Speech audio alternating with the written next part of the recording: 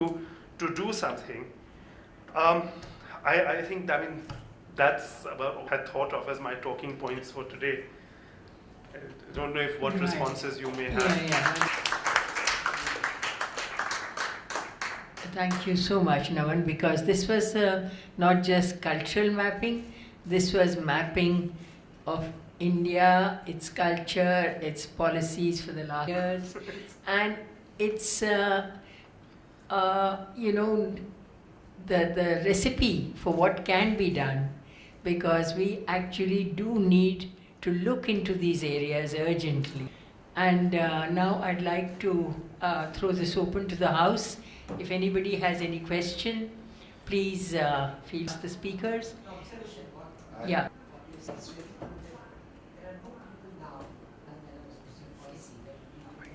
And do we have a mic for the audience? Yeah. Yes. Punishment. That if you are going to join any cultural department, it's considered very punishment, etc. So that awareness is also not there. I also like the point that you made about the 4 to 5, that we don't think beyond 4 and 5. That we have this Sangeet Natak Academy, or we have got IGNC, etc. These students are there, and they have been brought out wonderfully and conceptual, etc. But they come again to that 4 and 5. They don't think further more about it. I like the point about you, what you said is about the documentation. I work in Sangeet Natak Academy. I have been with them from 1958. And often used to tell them that if you do documentation, with a system that dissemination can go. Only now recently, Shantaji, Sanchayan, that they are telling that you can see now Agra Bazaar, or you can see some first time is coming out. Yeah, absolutely. First time it is coming out. But otherwise, that stacks and stacks of things are lying there, Naman, not being identified. No following. I tell you, Sunil, the reason is no investment in the human being who can handle that technology to present Agra Bazaar and, cranes are flying or whatever. No, but I think that... now we have that. Yeah, possibly when you start documenting at the same time, I think also going simultaneously. When I was with Mela Natak, I used to go earlier, I was telling Mohan Kokar and all that, we have got this instrumentation. All the songs, all the texts has to be translated to make available to people. Otherwise, how would people know? We brought out once, I remember in 58 and 70, Shantaji, we used to stop. Yeah. How does dissemination go? What Namanji says is very true, that dissemination should come. Right. People should know these things are lying over there. As he says, if you have to put up all those antibody, hundreds of forms to fill up, my God, it demoralizes us. Take up a question from there, Sunil? Yeah. I was listening carefully to Jaya before. Naman was exceptional. If I understand what we've heard so far, not so much mapping and not so much culture, defining asset. And I think we haven't spent enough time perhaps, which is why we're having this difficulty. Whose asset is it anyway? And because we don't know whose it is, we tend to believe, let's give it to the government. And then the government says, okay, we'll make some policy asset. And then suddenly we find the government doesn't have people to keep its property in place. So they don't know Sangeet Natak has X. You just don't know what your property is. When Mrs. Gandhi did what you did, what you said she did, because it was pretty well known that in the monarchy, the monarch owned it all. So when you move to democracy, what are the things that you have to put in place? Like they've done in the US. I don't think the British as good, but I think the US example is exceptional. They have moved into a democratic system and they made sure that they got the corporations working in it, the business houses working in it, the communities working in it. They'll say we own the stuff and you can't do things and we can't give it back to the government. Is there any kind of a movement that we have in place yet that the community says this is our stuff, this is our asset, map it for us, and then we will see it's either commercial value, export value, etc. Now if the government can be asked to keep out of it, it'd be the best thing. So I don't see why we need policies at all. Your point. Jayaji, would you like to take that? I was in Bhuj day before yesterday, and this who owns it became a very interesting thing. There is the Lakhpat Chhatri, which is in the heart of Bhuj. It is actually the whole thing, a beautiful sculpture it is a kind of memorial ground for the Rajput king of that area. And it was taken over by the ASI many years ago, and there's a battle still going on between the Rajputs and the government. ASI to the gardens and so on, and the Rajputs are alongside building a very crude cement thing for the next fellow monarch who's going to die, for him to also be buried there. So we went to see it. It had fallen down in the earthquake. So all those lovely domes and cupolas are all lying, but it's still fascinating. There are beautiful motifs carved on them, and it's a lovely sight. I was sitting in the car while the other people went in to talk to the ASI, and I got a whole lot of people coming to the car and saying, you are related to the Jadeja family, and you are therefore a Rajput for us, so you take up the cause on our behalf. It's our property, not the government's. And so they said that, I said, well, whoever's there's a case in the court, there's a stay. He said in 87 we won the case, but the government went to appeal and it stuck because there's so many things pending. So I said, well, whoever wins the case, either between yourselves and come to some conclusion, or whoever finally gets it must at least maintain it as a valuable place, not keep building latest little miles gravestones or whatever. But an interesting dispute between the people of one caste whose community owned this and the ASI who felt it was of some historical value, and it's all kind of floating in air and pending.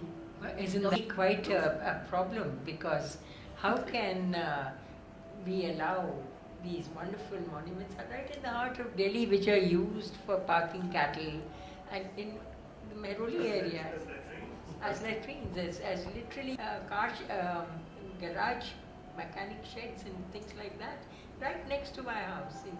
So, no, but So somebody of that. Answered, I think the government is actually into all this, and I'm not a bureaucrat, I'm not supporting them. The government is into this because out of sheer default. I think, Naman's got a point. There is nobody in the government who can manage culture. There is nobody in the government who can manage community asset. What we're doing is, because of the conflict that Jaya talked about, we said the government ASI gets into No. Absolutely. I don't think Until it is the that time- simple. Until the time that culture starts mattering more, Somebody has to when- take charge. Well, okay, let's look at it. I mean, a lot of statistics are being suddenly tom-tommed about the fact how a channel like DD Bharati is gaining in popularity, and talking about the fact that how interesting that there should be viewership for matters cultural rising in India.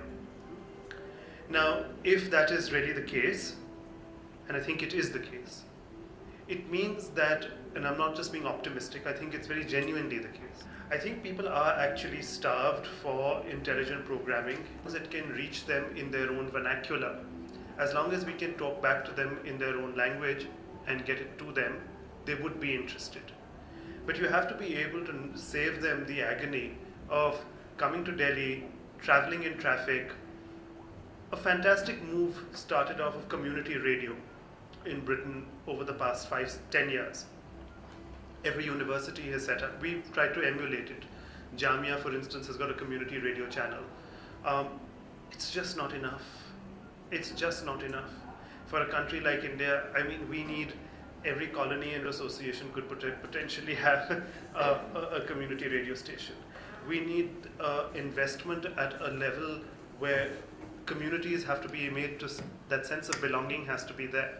But more than anything else, the state in its fundamental in administration, if arts administration is a recognized subject all over the world, if culture management, if soft politics, cultural politics is so important policy of any of all these other major developed countries, is it that we don't seem to have the same kind of training for our administrators to be able to represent the nation in the same way? The largest employer in India, the government of India, doesn't seem to recognize culture as a qualifying criteria.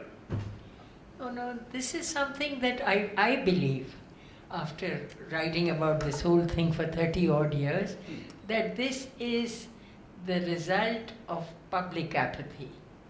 It is not government's interventionist policies, it is public apathy, public reluctance to come out and fight for their rights. I'll give you an example. I was in the General Council of the ICCR about 4 years ago.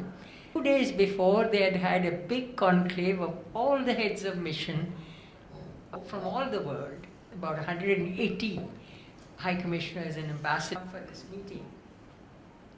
And as it, by coincidence, this meeting took place 2 days later, and no less than the general of the ICCR started by saying that, you know, Raj was the president of Karan Singh. He said, gee, the government has to do something about this issue. And what is the issue? That the whole world and all our missions want Bollywood dances. And now we must put them on our official list and promote them. Now, of course, that they dragged to the bull, and I just couldn't stop. And I said, Maharaj, you are sitting here, and I've known him and I can be familiar. I said, you have to take note of one thing, that 2 days ago, when you had this conclave of 180 ambassadors and heads of mission, you failed significantly in not giving them an orientation in Indian culture. At least a brief acquaintance with what it is all about. And he said, what do you mean? I said, I mean that there is no such thing as a Bollywood dance, which is a form. It is the magic of the camera. It is the magic of 15 cameras at a time, shooting the brow, the twitch, the smile, the mudra of a Madhuri Dixit or an Aishwarya Rai in Dhola Re Maru, and dancing to that song. That is not something you can replicate on a live stage. Look at Saroj Khan. I didn't mention her by name, and it's true. Look at her and look at her. You would be shocked. They are dumpy. They are you can't look at them for more than 2 minutes and say, oh my God, is this dance? Whereas we all talk about a Bala Saraswati who was in her middle age, and yet she could magic. That is art. So thank God that that idea got scotched. But what does it indicate? Only that there is ignorance at the levels where we are expecting policy. We are expecting direction. So I couldn't agree more with Naman. We need is parallel track of having more faculties of the arts and culture in every university and major educational institution. And also we need to think about a service of art professionals, management people who know how to manage arts and can help artists.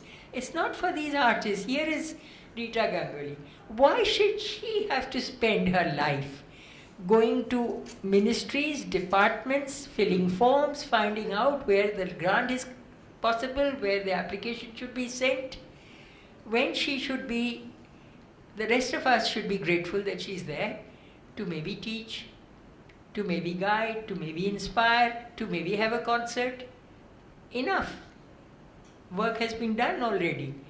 That kind of administrative work should be done by cadres which work for just that purpose. No ambitions of performing, but know enough about the arts to make intelligent policy interventions. So now, any other question? Yeah, just I think. Thanks a lot for very enlightening talks and discussion of the points. However, with all the issues which have come out, how terrible things are, Naman came out very graphically. What I find in this discussion is that everybody is still talking a bad government, bad bunch of babus, but why not then, make them a bit better? This is where I think we people have somewhat of a flawed thinking. Why should the babus be better trained? Why should the babus be doing anything in culture at all? Absolutely. That's National Museum, when it was conceived of, was meant to be an autonomous society. 60 years down the line, it is a department of the ministry.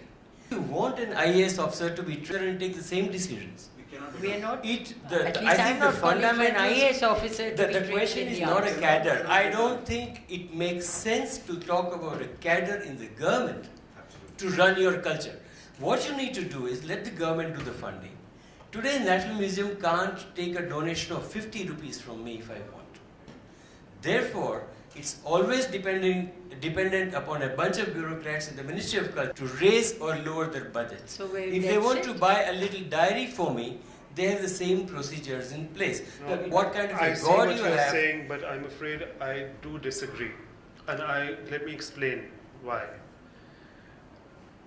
I am extremely grateful to the Babus of India because it was their foresight and it was their intervention that has really helped in even preserving and lending a strong hand in creating what we do have. We had institutions in this country that have been floundering. We didn't have trained personnel in this country. There was nobody else at many times.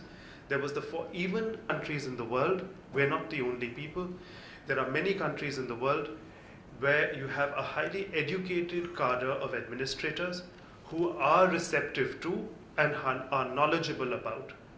Shantaji was telling me this morning that when she goes and lectures to the probationers of the Foreign Service, she asks them how many had training in dance or in music when they were children. And she doesn't come up with a encouraging group of people. No. I lecture to the same group of probationers every year.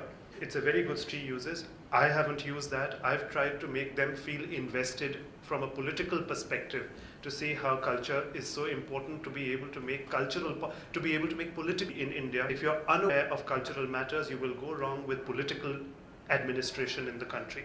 Sure. I try and tell them those kinds of things. I'm afraid you don't have to do. I've also done kind of teaching in other countries where I've had to talk to their defense services and their training their home office and their foreign students. And I've seen the kind of caliber and the difference in their awareness of their own histories as well as the histories of other parts of the world when they join their administrative cadres to be able to look after their positions. And I'm afraid if that degree and modicum of education is absent, the state has a lot to ask because nobody else, they are the greatest funders. The man who controls the purse strings to be more knowledgeable about what he is funding, what he is controlling. If you are going to be ignorant, then you will fall victim, as has been happening time and again. When has the rot set in? And the rot really set in the 80s. It was the early 80s when the rot began to really set in because an educated India that was running and manning, that had the foresight to create these academies and these museums, etc., had died out. And a different lot of people began to come in who were no longer being educated in the traditionals, they were meant to safeguard. And as a result, this is the crisis that we are in our times now. Can we not go back to a system of education that was there, which was obviously going right, to some extent at least, in being able to create these very institutions? The people, like I said, we find ourselves in a curious predicament. We are the most enlightened cultural policies in the world that any nation has. Some of the greatest institutions and some with the greatest history that these institutions, the first archaeological in the world, the earliest documentation laws of the world. And yet we have the crisis that we face today. So I think we need to understand where's the root of that crisis coming in from and what we can do to fix it. So I'm not here to chastise the Babu. I'm actually very grateful to the Babu for what he has done. I'm slightly peeved with the way the system has stopped recognizing the importance of the Babu in doing the job that he is meant to do. Yeah, but I have... the grain of what you just said. Look, I mean, get the system. Yeah. Whether or not, you just said that the American system, they keep the culture part to the community. And what they've done there, and the museums they've put up, now your education intervention at the Lal Bahadur Shastri Institute is not enough. Cultural intervention must happen at the school level, which is what exactly every American kid is. He watches his lakes, he goes out to nature, he sees what his Picasso is doing in a MoMA, and then he turns around and says, hey, this is something which is important to me, let's leave it. If the community is seeing it. Our Babus have never been aware. I mean, the reason why many of them don't know culture is because they're studying for their exams, their IS exams, and they do very well in it, and they top it. I think that art and culture into an IS exam. Examination not changing. No, I think Jaya, did you have some point to make? I think Jaya wants to say something. Yes. I think we should give credit to the British government when they ruled India is because they had something called the Indian Education Service, and Archaeological Survey of India started under them, and there was not a general who didn't have after his name IES, not IAS, but IES, which was a very holistic education where they became the best archaeologists, they became the principals of colleges. At the end of the principal's name was IES. We've given up the IES independence, we have IAS, which does not take pride in its own culture. And its own Archaeological Service was particularly fortunate with some very amazing people who helped establish it, not the rest of the educational system. I'm afraid I have not at all condoned Macaulay and company for what they have done to India. But anyway, Shantaji, I wanted to just, why do we always have to have the state taking care of that? We have private entities coming in like the Aga Khan Institute and the other things. Like in Britain, you have the home of Shakespeare preserved and author. We have made great progress. The fact that Indian art, the visual art, contemporary and modern Indian art is so successful and commands the kind of prices it does all over the world is because the government of India doesn't know the first thing about what's going on in the field anymore. thank God. And it has become completely in the private sector, and galleries have taken over and the knowledge systems have disseminated all over the world. I think the handicraft sector, because of its international consumption of it, and that has been going on via the international buying houses, has played no small part in keeping things alive economically, even though the small-scale industries and textile ministry, etc., do manage to fund things to a great extent and offer subsidies. But I think the region, in terms of a market, has really helped. But equally, there are those assets which are not marketable in quite a way except tourism.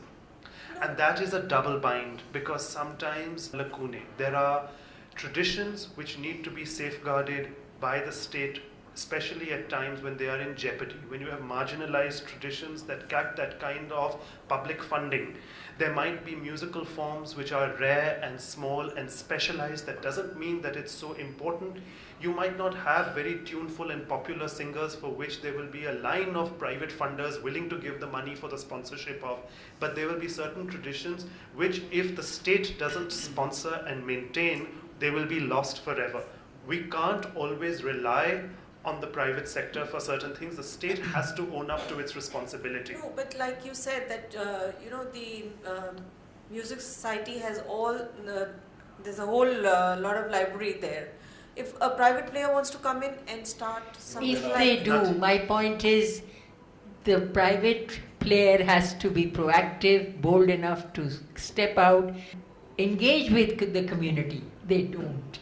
That generation, as Naman has said, when they were in line bureaucrats, the entire caste, ICS and IAS, early IAS lobby, much as I berate them in other spheres, was extremely educated in the fine arts. They were people of great sensitivity in music and dance.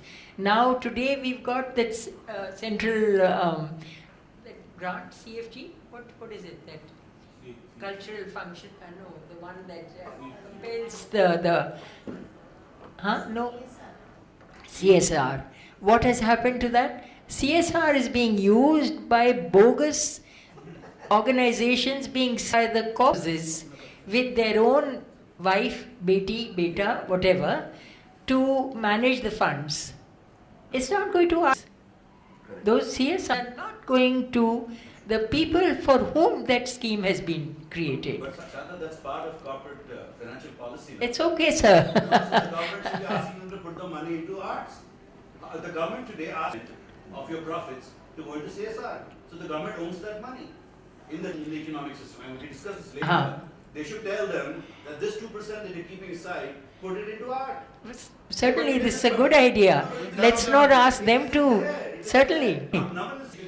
Though, let me tell you that there again, this system manages to maneuver and corrupt it. In art, there is a... The community should maneuver. I started by saying the answer is the community. So the community should say that corporation should put 2% of their profits in art.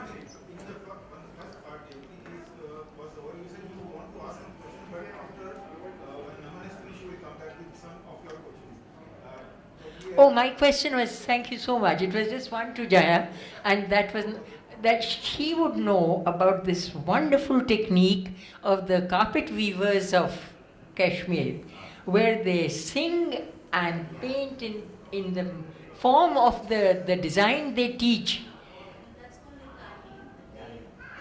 Mike. Jaya, Mike. Sorry. The Tali, it's sort of like a shorthand, which is tells you the number of threads you have to pick up in what color, and that is sung. So either the weaver sings or somebody else sits there and sings, which is like an instruction sheet as to how to weave that pattern. That is the... That's the way they weave those carpets. They sing. So all the sellers of those carpets should put their 2% in keeping that oral culture. That's a great idea. Thank you very much. We'll have a discussion on this. That's the only idea I came here for, because I think we are not working hard enough to put 2% in culture. Right, now, okay. We are putting So we are all people who are here. We will say this 2%, please divert it to culture under a specific head. Okay.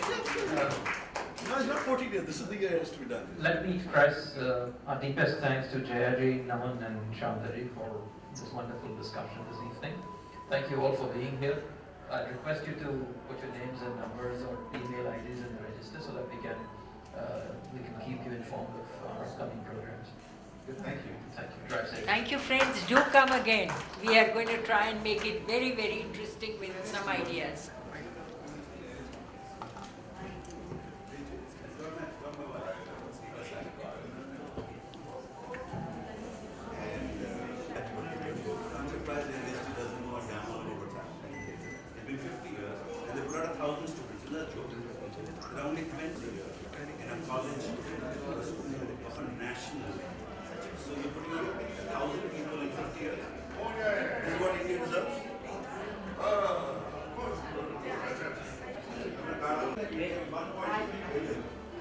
Chalo,